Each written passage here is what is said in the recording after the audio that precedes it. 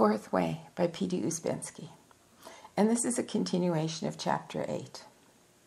A little change would mean the destruction of the whole ray of creation. We can understand this to a certain extent by analogy. If we take man as the absolute and try to find the ultimate limits that can be reached within himself by his will, even the most superficial knowledge of human physiology will give us an answer to this question. Man's will may govern the movements of the whole body or separate limbs, of such organs and of breathing. If a man concentrates his attention on the tip of his nose, he begins to feel it. By this concentration, he may even provoke a slight sensation in other tissues. But he can in no way manifest his will in relation to some separate cell in his body. Cells are too small for this. Man's will can manifest itself only in relation to tissues. In relation to cells, it can no longer manifest itself.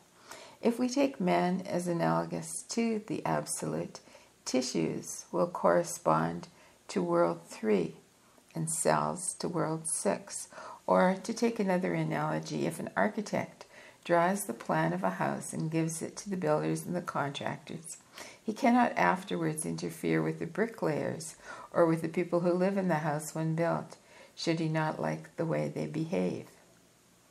Try to understand that each level brings more laws independently of other levels. The architect has made his plan and finished with the house. Many things did not enter into the plan. The work of the decorators, the people who will live there in the house, the cats, dogs, mice, and so on. It is a question of understanding the principle. Many things enter on each plane independently of the original plane. There is nothing new in the ray of creation, nothing that you do not know.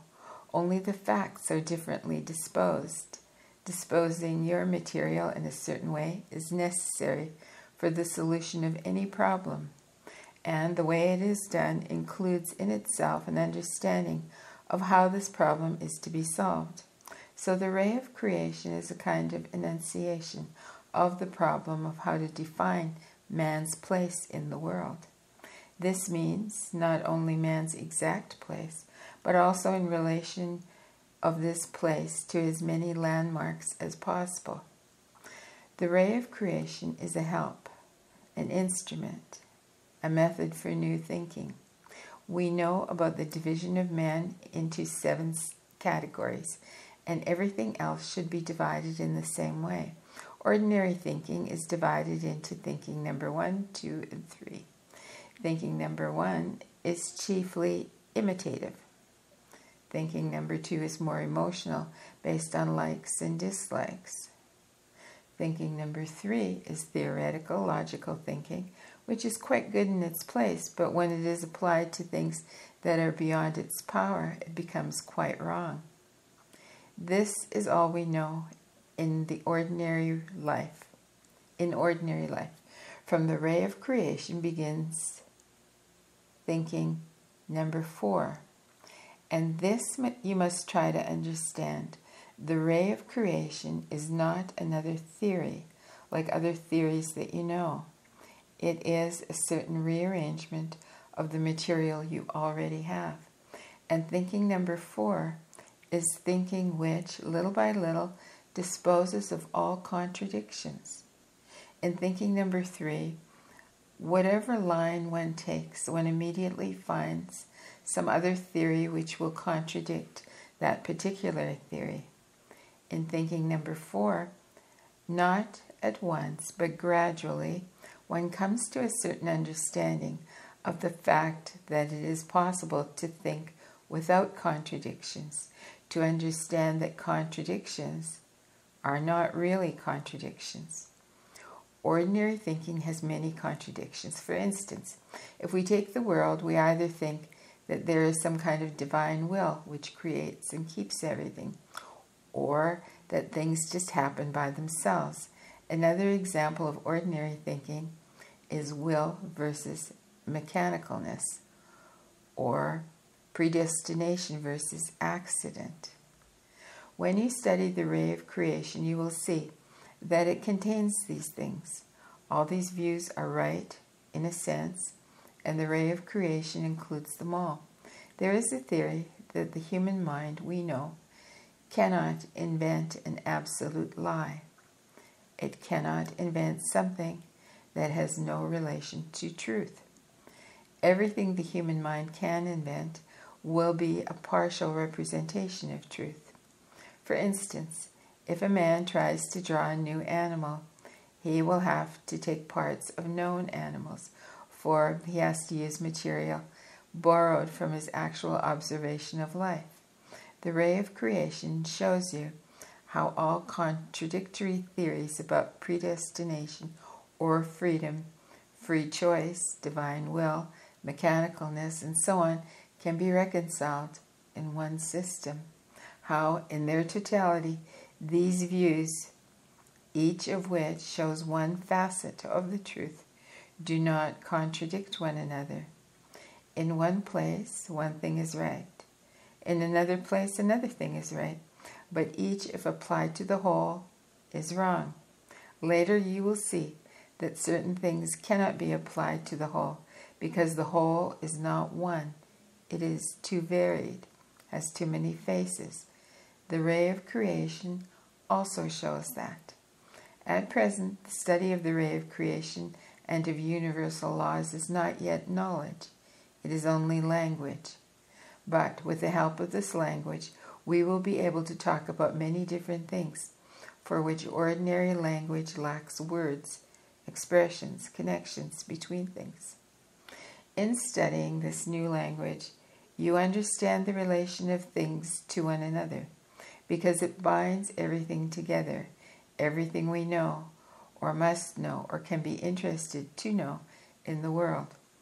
The value of this language is that, in using some terms of it, you explain not only what this object is and what place it occupies in its immediate surroundings, but you also show its place in the whole universe. Taking the ray of creation as a succession of events, it can be regarded as an octave. It is a descending octave in the sense of expansion and differentiation. The first interval of this octave is filled by the will of the Absolute. In order to fill the second interval between planets and Earth, a special instrument was cosmically created. This instrument is organic life on Earth. Organic life on Earth plays a very important part in the ray of creation, for it guarantees the transmission of energies and makes the growth of the ray possible. The growing point of the ray is the moon.